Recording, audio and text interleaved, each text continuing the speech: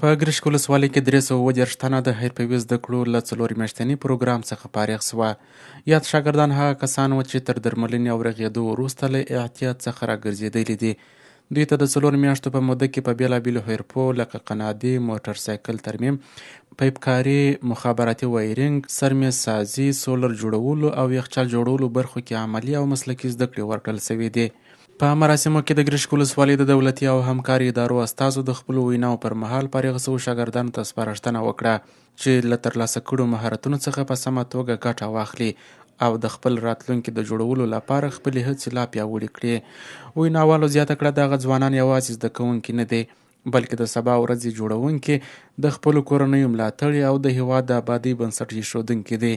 دوی کولی شي د خپلو مهارتونو او کسبونو له لارې نه یوازې خپل ژوند ته مثبت بدلون ورکړي بلکې د ټولنې په اقتصادي او ټولنیز پرمختګ کې هم اغیزناک رول ولوبوي. د مراسمو وروستیو کې ټولو فارغ شوو شاګردانو ته د هغوی د اړوند حرفو وسایل او ټولکټونه وویشل سوه ترڅو وکولی شي له خپلو زده کړو څخه په عملي ډول ګټه واخلي او د ځان لپاره د کار او عاید زمینه برابره کړي.